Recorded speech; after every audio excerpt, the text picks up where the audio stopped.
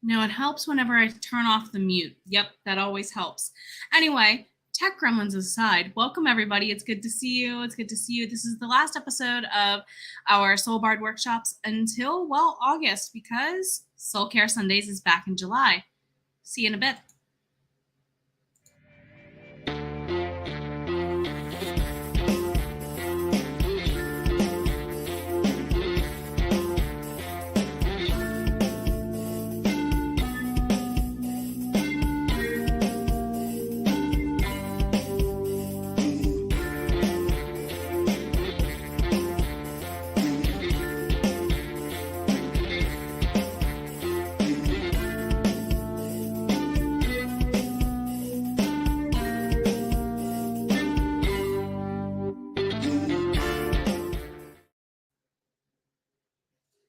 All right, everybody, let's go ahead and get on to it. Let's go ahead and see how everyone is doing. Welcome, welcome again to another Soul Bard workshop. I'm Jenna O'Malley. I'm your soul writer, author of sci-fi fantasy with dashes of romance, nerdy references, and I do a total lot of other stuff around here, apparently, as of late.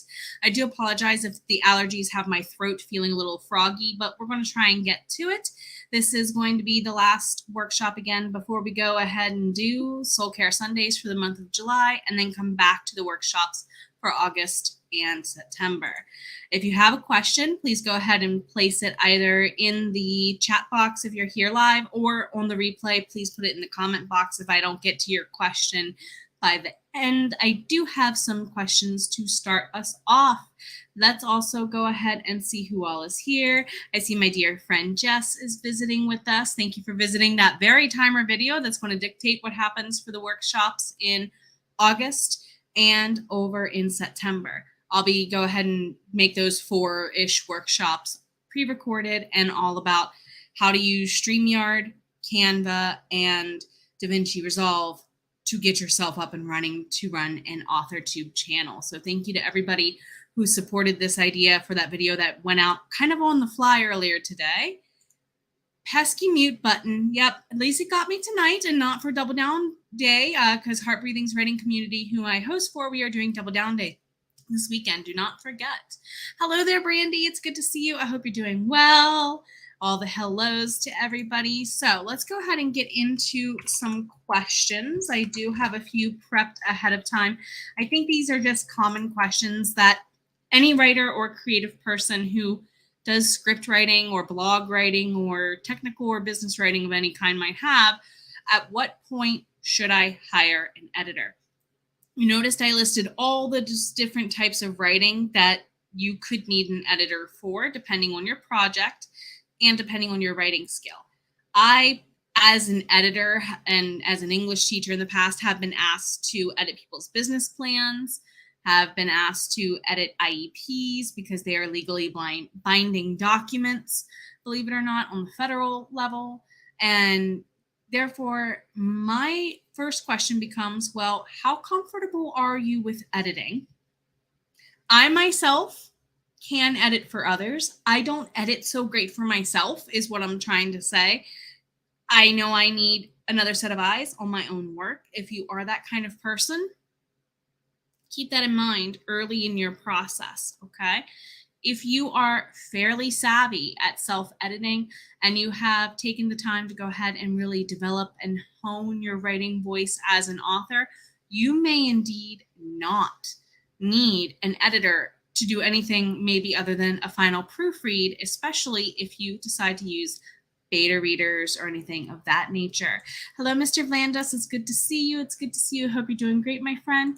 So for me, an editor is usually one of the last 2 people to see it, depending on how that project went. I have written books in the past where I sent it to editor, beta reader, editor, and that seemed to be a good pattern for me. I do see other people who like to draft the whole thing, send it to beta readers after editing themselves a couple times, go ahead and do one more edit, then send it to an editor after you've done some more self-editing between yourself and the beta readers, and then maybe you'll give it a final proofread. So everybody's process is going to be a little different. That's okay. That's okay. There you go. And a second set of eyes, there's zero issue wrong with it. We're human. And even if that second set of eyes is a beta reader, you should at least get one other set of eyes onto your work. Now, I will also clarify and say, if you're lucky and you have an editor who is beta reading for you, use them to your advantage. If you have someone who is not the greatest at grammar, know that about them as your beta reader, because in my opinion, it's almost too much to ask a beta reader to do the edits for you for free. I say this as someone who has learned a lot about her own writing process in the last 3-ish years too. I totally would never have just relied on my beta readers to do my grammar because my grammar suffered. I've tightened up and gotten a lot less wordy in my own writing. You see what I mean? So keep in mind, with that being said, it took me 2 years to refine my process.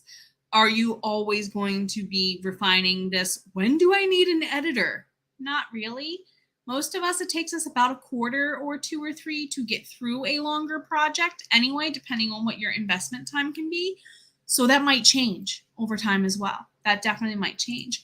Jess is saying, yeah, sometimes you think your stuff is perfect and the best thing you've ever written, and sometimes no, it's not. This is very true. Even if, like me, you start and stop a scene and then go off and do something and come back, say you're doing a sprint and you don't finish that thing before you go on to do another thing kind of deal, and you might come back with a different mindset. All those teeny tiny little things can affect what we do right on the page and how well we write it consistently. Okay, so that would probably be another good point for you to go ahead and consider an editor of, am I just doing a consistency check? So before we go much further, let me go ahead and put in here, what training and experience do I think editors have? Me personally, I have an English Lit degree for my bachelor's and a master's in teaching English for K-12.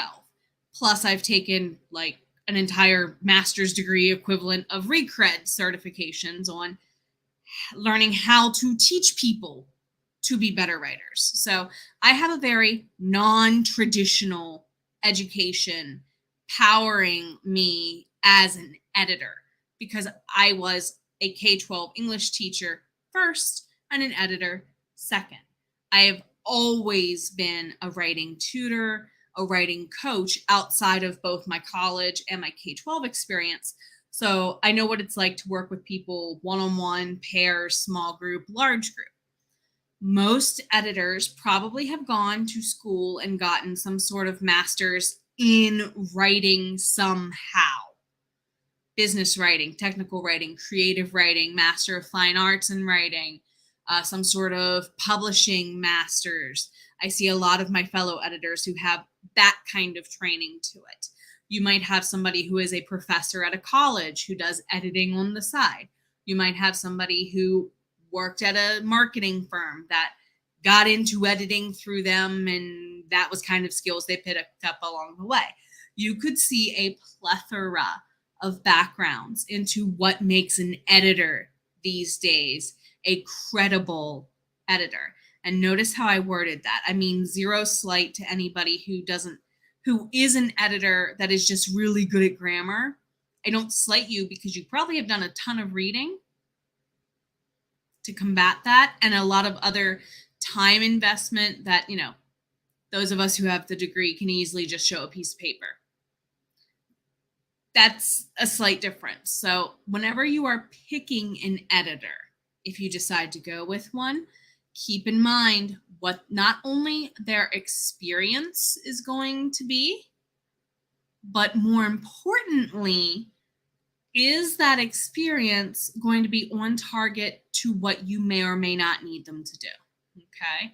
You can ask them, can I see things you've worked on in the past? Or even in a future question I have is, do you do sample edits? I'll talk about those first.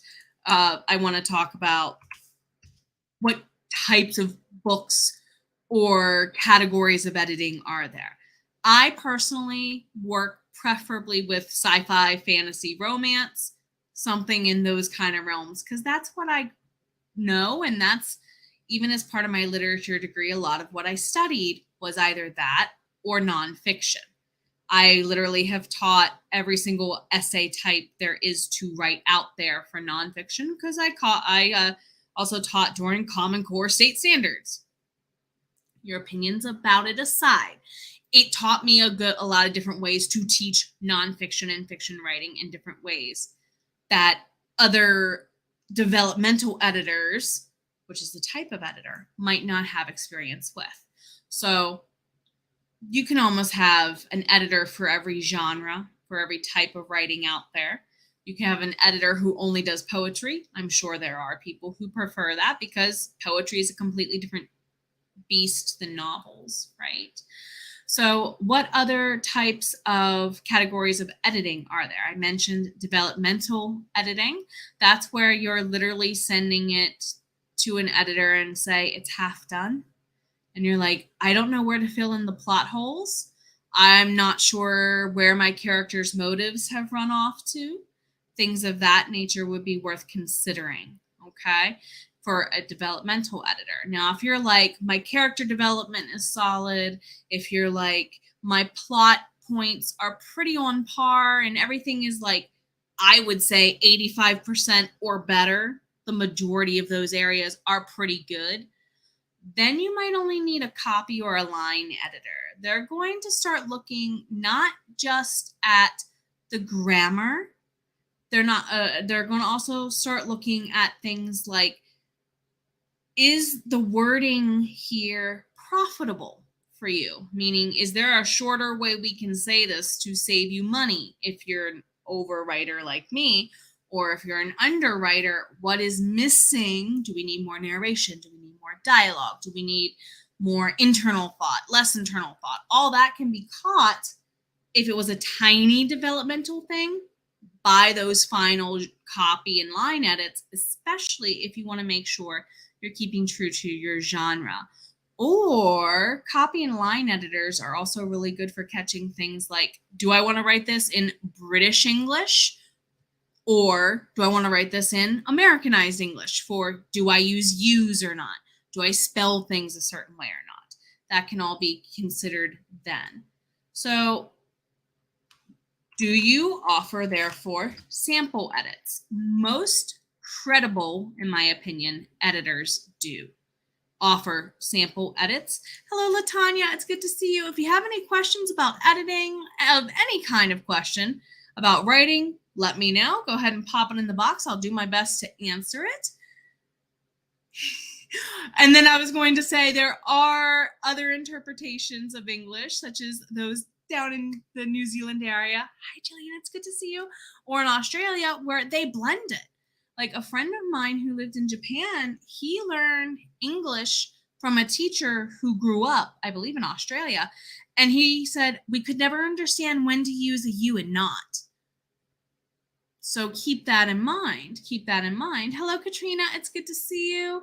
So sample edits. Yes, I do think any credible editor should be offering some sort of, either I'll do a sample edit on like the first chapter or the first 1,000 words for you, or they have an example with previous client permission to share for you. An editor I used to work with as a client was like, can I show off parts of your book that we worked on as an example of how I help someone do A, B, C, D things? Because it would just be way easier for me to send them those 2 chapters. And I'm like, 3,000%, go for it. Kind of like how I, as a teacher, would keep essays from one year to the next as student samples. So in my opinion, an editor should offer one or the other when you first get talking. Should we be in a client or editor relationship? They should offer some sort of exemplification of their work to lend credibility, in my opinion. Now, if you read their work and they're an author, because I know a lot of my fellow indie authors are also freelance editors and really good at doing so because they have those skills either through education and / or a combo of or not experience, go read their own books and get a feeling for, do their books get over, better over time. Jillian also added, when you were in Japan, you taught US English, but one day you messed up. See? Exactly. And as a teacher who has taught English in Japan, this is true. They want it to be the US English, and if you slip, they do want you to go ahead and correct. One moment, I apologize. The allergies kicked up a little bit hard, and all the rain is getting me harsh. So your Japanese co-teacher, yes, exactly. That's a good thing that your co-teacher jumped in to explain that. And considering that you guys are, depending on what part of Japan you're in, closer to Australia by flight time than the US, it would make sense that they would get that exposure. So he actually introduced them. There you go. There's there's upwards of 10 different variants on the English language, and they all slightly have their different rules. So if you plan on going international, or even to just consider it in different markets, keep these things in mind. I'm really glad you stopped by, because I was going to go here next. But Jillian is saying, this experience why you're so keen to write in NZ English, exactly. I remember you and Jamie talking about this a couple of times on your writing sprints. It's Friday night, Saturday night, my time, Saturday morning, Sunday morning, their time. Keep that in mind, because they're like the first time zone or two over the date line. So yeah, if you want to hear some really interesting conversations on the different ways language crops up, check out their channels, my friends. Thank you so much for stopping by. That actually took care of one of the questions I had prepped. Thank you. So I kind of went over all the different type of services, all the different type of genres, and yes, time zones. Happy time zone, I believe, is it Sam Wicker writes or Jules the Dawdling writer? One of the two of them say it that way. But how much will an editing service cost? I have seen everything to about what I pay, all the way up to the moon. Somebody I was working with a couple of years ago said that if you're paying about $500 to $1,000 for a really, really long novel, they considered anything over 75,000 words long, you're looking at a fair price, so long as the edit is good. Now, if you got a beta read for an edit, basically, you wasted your money. And I said, thank you for giving me that advice to pass on to others. 3,522%.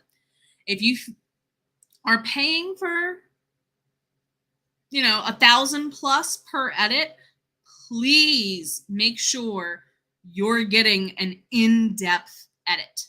If you're not, there are a lot of others of us out there less than that who will kind of give you what you're paying for, if that's what you're looking for. If you want a beta read edit, tell me that's what you want, and I'll tell you my price for it. That's how I feel. I have a flat rate system, so kind of 3 packages. That is typical of what I do for most writers. It leans very heavily into developmental writing, and then it has some copy and line writing on the end.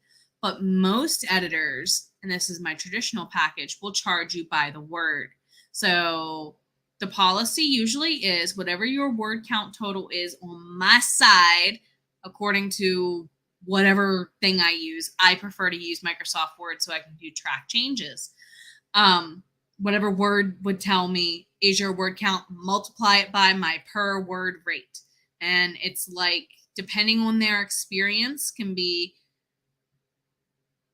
3 words a penny to 1 word a penny. I kid you not. I've seen that varied of a difference in how many words per penny you get.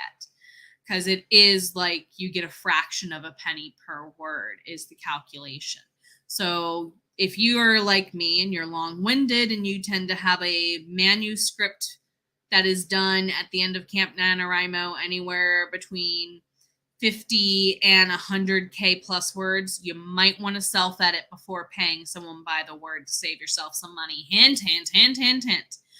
Also, make sure you get any of that in writing if you're curious. Some editors have contractual basis. Some editors will just invoice you to PayPal. Others will say, which do you prefer? I'm in the which do you prefer category because some people prefer to track their business stuff a little differently. PayPal is an okay invoice for other people.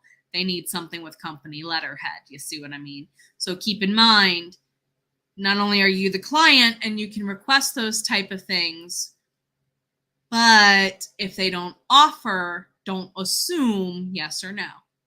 Please ask. Always looking for betas and you find it hard to get a dedicated one. This is often the greatest struggle I find in indie author situations right now. There's a lot of us. So I don't think we should have this issue, but we do. A lot of people in the last year have told me that the number one struggle they have as either a hybrid or an indie author is finding reliable critique partners, beta readers, or ARC readers, or street team members, right? And so many of us do things that are, Kickstarter this, and I have a sale, let's try and make the most of it that, right? So I think as a community, if we were to look at a problem that needed a solution, we need an affordable hub that doesn't charge you monthly subscription fees to connect with each other on this. I know that there are paid services out there that do connect people with beta readers, but then it becomes a question of, are you paying for reviews? Question mark, kind of feely to some people. So that's why I think if there is a database and I'm not aware of, someone please put it in the live chat or put it in the comment box below. Please, please, please. I would love to share that information with someone if there already is a solution to this very problem. But if you cannot get a beta reader to look over it, I wouldn't put a book out there without having a second set of eyes, like we said earlier. Even if I have to somehow find a way to pay for it, it should have someone else's eyes on it, in my opinion, at least once somehow. And I say that as an author, not as a teacher or editor. I say that knowing my own work was not all that great, in other words. So if you do have any other questions for those of you joining in there, please go ahead and put them in the box there and we'll get to them. We're about halfway-ish through. So, other questions I had prepared. Yes. Can we speak on the phone, in a Zoom call, Google Meet, something thereof? I always offer some sort of video conference. It can be videos off, mics only, for all I care. I do think that it is valid for an editor to offer this for a number of reasons. One, I offer one-on-one coaching. So if you're like, Jenna, can you literally just be Jiminy Cricket in my ear while I'm writing this because I'm stuck? I can sit there and be your Jiminy Cricket, or Zelda Navi in your ear saying, hey, listen, you're missing this thing by the hour. Some editors don't do that. Some editors include X number of one-on-one coaching as part of their editing packages. It depends on what they do as part of their business model. So every editor is going to be a little different, and not all the time are they also a writing coach. It is a lot to do the writing coach. Some people prefer to just sit there and edit and only talk to you when you have a question. Now, why do I prefer the Zoom or the Google Meet? Well, because then I can go ahead and share screen if I want to actually walk you through it. Okay, click for click. Hello there, Melissa. Thanks for stopping in. We're going to be here for, like I said, just about another 20 minutes before we start wrapping up. And if you have any questions, please put them in the comment box on the replay and I shall get to you there. So, can you ask follow-up questions after the edit is completed? You should have a way to get a hold of them in case you have questions. In Word, a lot of us use track changes because I can literally make Word, do what it says, track your changes. If I delete it, Word shows you where I deleted it.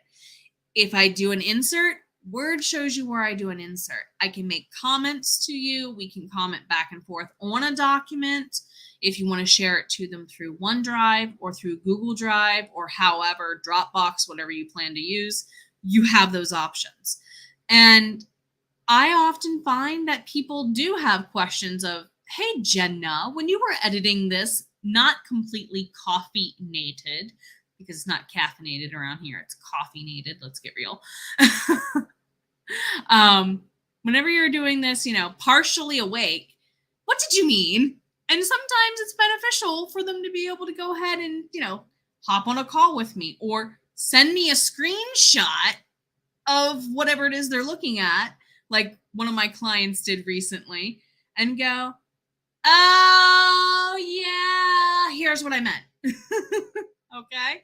So every editor, just like with anybody you contract and collaborate with as an indie, you should have a way to follow up with them in case you have post questions. And if that is not in your contract, if they do have you sign a client contract, you better make sure it gets added before you sign, okay? Screen share is amazing. Couldn't live without it. Jillian, the best developmental editor you ever worked with, wrote you an editorial letter. Exactly. Made comments on the document and also offered to hop on a Zoom with you while you had the chance to look over it, her work, and you did the Zoom maybe once a week. Exactly. You might even not need to do it more than a couple of times. And your reaction was really defensive, so taking some time to digest was good. And that's the next thing I was going to address. Should I feel attacked with my editor? Well, I never graded with a red pen. I preferred grading with a purple or a green or a pretty blue pen for a reason. I know a lot of us have red pen syndrome, and unfortunately, that's the color Microsoft Word likes to rely on. So that whole I get defensive, I feel, oh my God, I did it wrong. A lot of the time it's, no, honey, I'm just polishing what's already good. There's a quote from Jeff Dunham's puppet, Peanut. I won't repeat here, but because it's good work. I'm just cleaning away the cobwebs by comparison. If you want to, give you a much more appropriate and, uplifting way to say the same thing, I'm trying to just take what you gave me and, let you see where there's tumbleweeds and things like that running around that maybe you used the little tiny things to warm up into it. An edit is always needed. We're human. We have off days. We have migraines. Editing allows to account for all of that. And I love this question. What is your advice on asking writer friends to edit? The same advice I give everybody on whether or not you should have a beta reader or an editor. 1, know their experience and their background, okay? 2, know if they're going to get it back to you on time. 3, they're your friend. Ask them to be brutal if you need them to be brutal, but on the same coin, tell them if you're insecure, and if they need to be brutal, try to cushion the blow. Okay? It's the same thing. Just communicate. This is something I talk about a lot in my Zoom meetings or Google Meet meetings with my clients, is just building their confidence. So regardless of if you're asking a writer friend, your best friend from high school, your spouse, your mom, your dad, a paid editor, a beta reader, a random stranger that you met at a writing conference or in a sprint stream, be honest with all of them. Here's what I feel about it now. Here's where I want it to be, and here's my goal.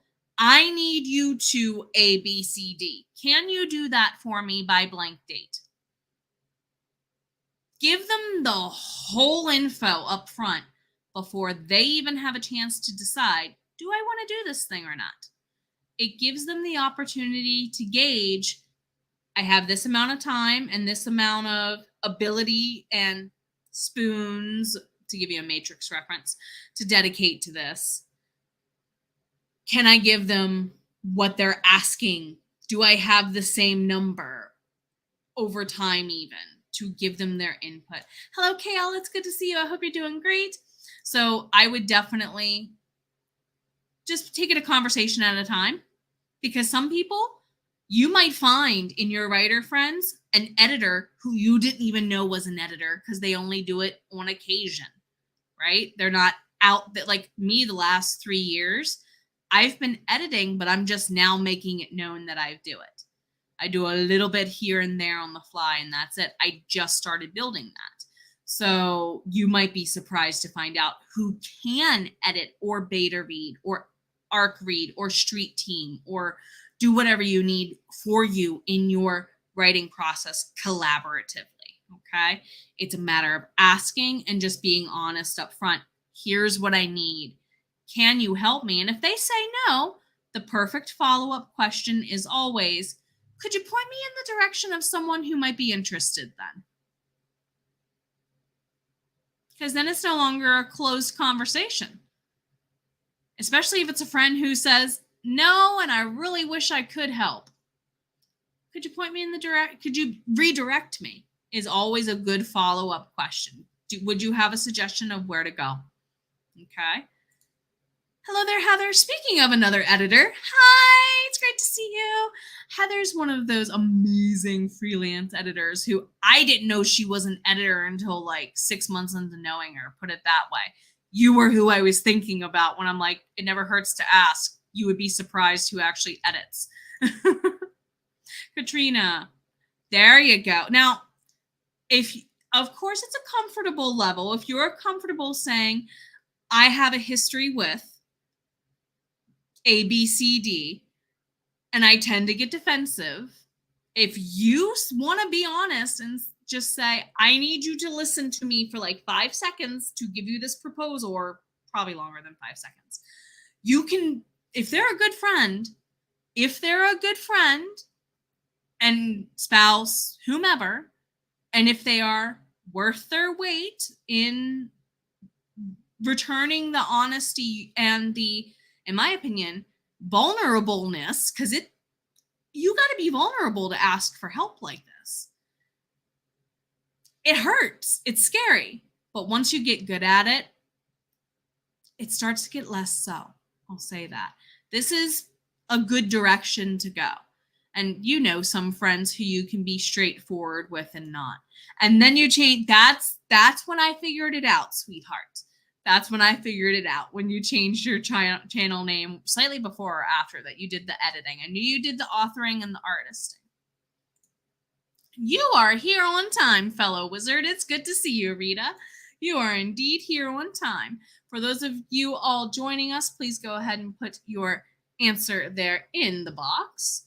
So, what format should my edit be in? I'm going to say definitely talk to your editor before you send them anything, okay? This is going to be one of those, I offer a free consultation for a reason moments, possibly. Or they might say something like, just send it to me in Google, just send it to me, blah, blah, blah. I prefer a Word document. Or if you send me a Google document, I will go into Google Docs, file, download as a Word document because I prefer those track changes. Why is it important for you to sort that out ahead of time? PSA moment. Let me get on my tech gremlin soapbox here. Word and Google Docs and Docs talk okay to each other. It's like they don't mind sitting at the same lunch table, metaphorically, so long as they're on opposite sides of the table. Do you get what I mean? They tolerate each other because we use them a lot together as people, and that's it. They hang out in the same crowds, so they're forced to hang around each other. That's the only reason why they're interchangeable in that way. Sometimes the track changes and the comments can get lost. So heads up, if you prefer Google Docs, you need to sort that formatting out with your editor ahead of time. And fellow editor right here, yes, I live for track changes. I live for track changes. It makes my life and y'all's so much easier, I promise. So, what tools do I use to work with you? This can be anything from saying, is it purely through email? Is it purely through certain apps? Do you use Notion? I like to use Google Classroom to file data back and forth between me and my clients. One, it's free. Two, I know how to use it, right? And it's a weird part of Google that a lot of people don't ever know is there. And they're like, this is so cool. Because it's like I have my individual own chat stream with just you as a client. And you just go into Classroom and we can share documents back and forth. Some people might prefer to use Slack, might prefer to use Discord. I have my issues with Discord for a business professional point of view. But anywho, it's great if you're intending to use it for social media. I wouldn't trust it to hold people's documents from a security point of view, is what I'm saying. Google Classroom has higher end securities because it was, originally dedicated to be for K-12, and it had to play nice with computers for schools. So definitely ask. This is one of those questions when you have a consultation call with or conversation with any editor, you should be going over what their process is. Do they run it through ProWriting Aid and Grammarly first before editing themselves? Yes, I know editors who will do that to save time. Ask them. I don't. I rely a lot on reading it, and as I run into your issues, Control F as in Frank for find function on the computer. You know, if you have a lot of exclamation points used wrong, I might stop where I am, write down the page I'm on, and then just go instance by instance and find function and look at every single exclamation point you may have, okay? Now, that's a little hyperbole, but yes, I've done that in the past because sometimes I need to look at stuff in isolation if it's a repeating problem. And it would save me a little bit of time and sanity to address it in one 20-minute sprint as opposed to across once every chapter. So you can ask your editors things like this of what their process is. How is your baby going to be treated when they go off to school is the comparison I often give. Your novel, your poetry, your play, your business plan, your resume, it's your baby. How do you need it to be treated at school when it goes to see your editor, your beta reader, your whoever? That's the conversation you need to go ahead and have with it. Hello there, Cheesecake Man, geeks and nerds. More like nerds. So says the lady nerd. Anyway, if you do have questions, we're going to go ahead and probably take 2 or 3 more max and start winding down. How long should my edit take? Well, this depends on your editor, whether or not they have a day job, whether or not blah, blah, blah, blah, blah.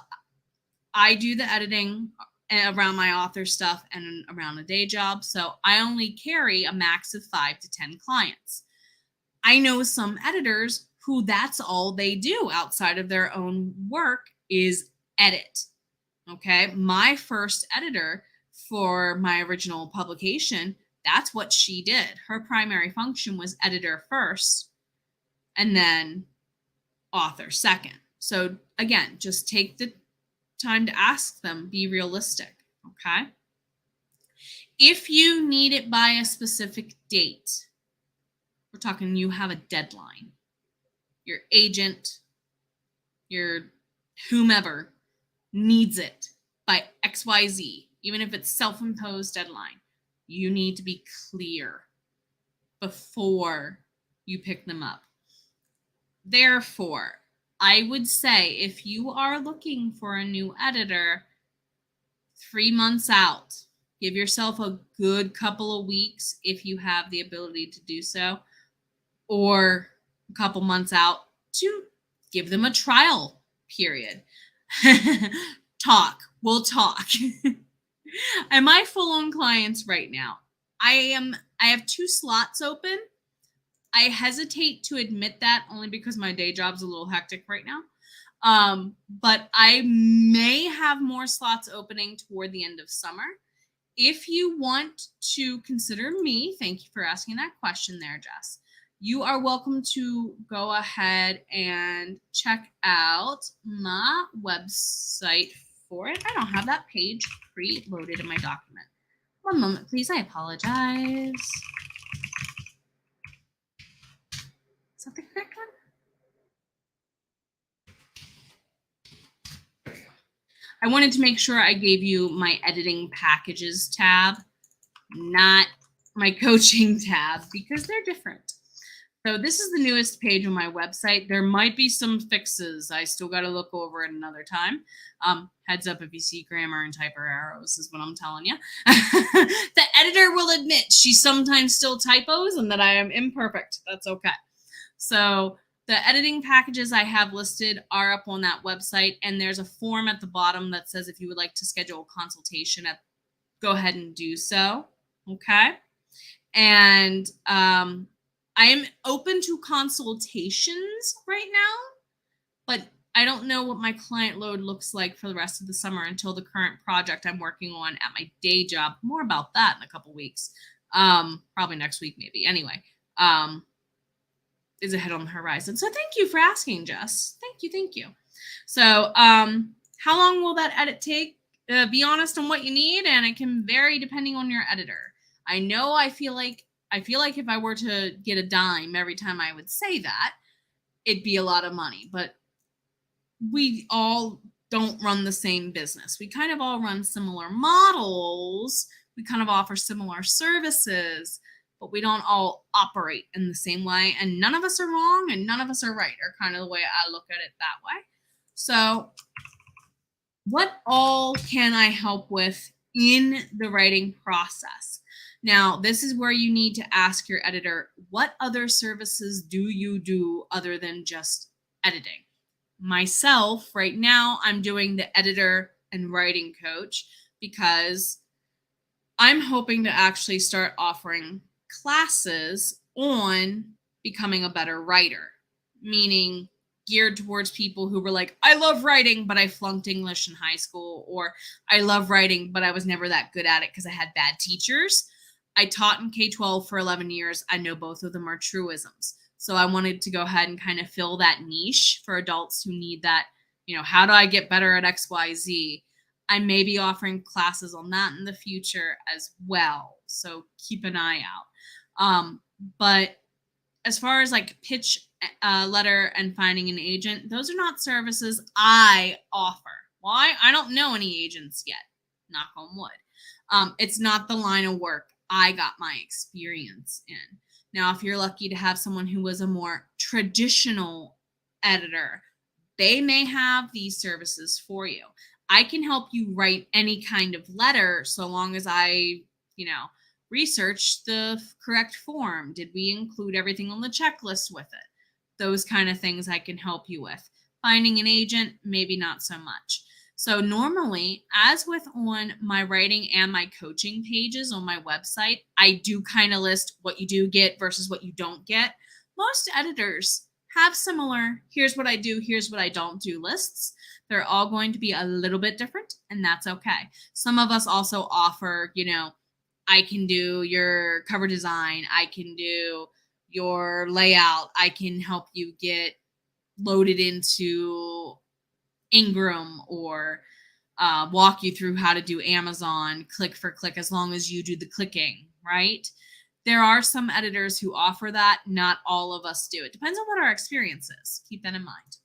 So how do I find editors? I'm not sure if I'm ready to hire an editor, and I'm going to be calling for last question from the audience here as well as I ask this next one. Last question from the audience next. You're not ready to hire just yet. How do you keep in touch? Some of us have a website, not all of us. Some editors keep, I think, correct me if I'm wrong, Heather. Some editors are on places like Etsy. I've seen places, I'm going to say what I'm about to say as someone who worked as a freelance writer, ghostwriter, editor on Upwork and Fiverr. Know who you're working with and get them to prove their credibility if you're going with something like Upwork or Fiverr or anything that's a website where you can find those services in a hub market online situation. Be very careful. I'm kind of coming at this from the perspective of someone who got a half-finished cover for her first book, and it was $150. The very, very, very, not the one back there. Goodness no, not the one you see back there for Bound by Fate and Blood. I'm talking about the original cover that got unpublished. It was, half done, and it was someone I hired through a commission website. So if they can't kind of prove with a website or a sample edit, or if they don't have reviews, raise an eyebrow at them, do your research, check their credibility. Devin, it's good to see you. We are actually getting ready to take our last question for the Ask the Editor Anything section of this evening and start winding down. So I am taking final questions. Hello, Kay. It's good to see you. I hope you're doing well. Aren't there people who are on Etsy that you can find as editors? I know you can find book cover artists on Etsy. It's actually a good place to look for book cover artists and formatters, I found. But the guideline is, of course, do your research and make sure they are credible. As the same would be for like Fiverr or Upwork.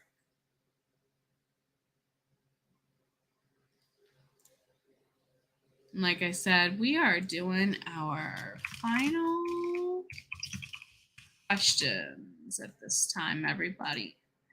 Any final question, and we will go ahead and otherwise wind down if you don't have any.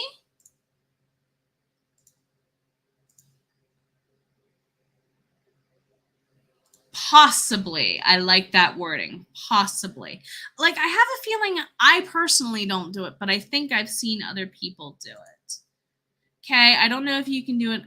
Readzy is the other person.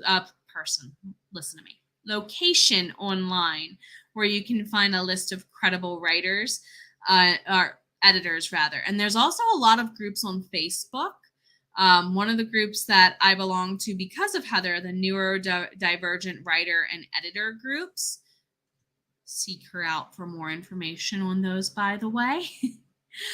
Be best practice to find someone legit. Yeah, that's kind of what I was going with. And this is a perfect question to end on, Katrina. What do you do if you have a bad editing experience?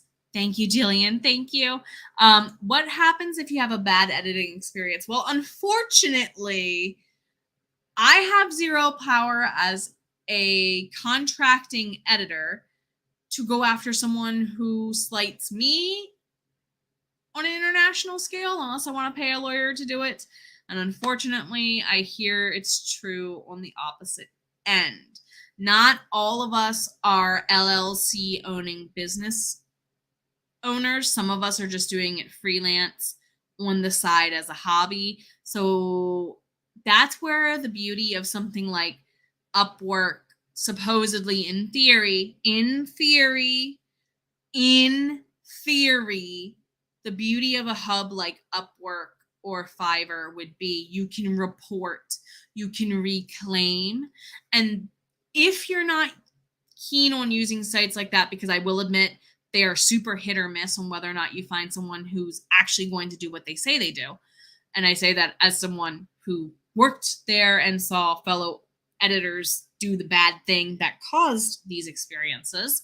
My other suggestion would be if you're hiring someone that you do not know personally, Okay. Like I've had a couple of my family and friends hire me to do odd and end stuff. That's a little different. They got to put up with me at Christmas time. You see what I mean? If it's not one of those situations, you 4,000% should pay through something like PayPal, where you can refute the charge without risking your bank account. Do something like PayPal where they claim, not trying to tout PayPal here, but they have that extra layer of security where it's not pulling right directly from your bank account. Some people will say, I have a credit card that I only use for paying for edits and commissions and stuff for this reason. It's 1 degree of separation away from your bank account in case someone does basically just steal your novel or just steal your money and never get back to you. You can refute the charge and get your money back. You see what I mean? But trust your gut. Exactly. If it feels off, if it feels shady, it probably is shady. If your intuition is saying something's not right here, you are the boss. Exactly. And this is also where those critique partners and beta readers can help give you feedback on, is this editor doing me wrong or not? Because sometimes it's me saying I'm overly defensive. Been there. On the other hand, you could have legit get shysted. There's also the Editorial Freelancers Association, which I need to join in. I didn't know this was still a thing, put it that way. And agreed, what Jillian said for sure. It's hard to tell if you've had a bad editor. And if you're questioning, you're probably questioning for a reason. We do have that intuition guidance system in us as humans for a reason. When in doubt, second pair of eyes. It's probably the theme and what I could rename this episode successfully. If I'm remembering this right, it's been a while. Yes, it's been a while. PayPal will go to bat for you, but they can't be behind you if the other person's bank won't fall in line. Yeah, it's just a slightly 1 degree separation from your actual bank. That's all it is, if anything. Okay. So thank you very much for being here, my friends. And I think that's the perfect note for us to kind of end on tonight, other than you're worth it. Okay. We're getting ready to go into July Camp NaNoWriMo here literally in a matter of days. I know some of us are feeling either the fear of missing out, or we're feeling the insecurity of and the imposter syndrome of, why am I doing this? You're doing this because you have a story that deserves to be told. You're worth it. If you have any questions, don't hesitate to reach out. I adore all of you. Thank you for being here. Enjoy dinner and have a good night. Bye.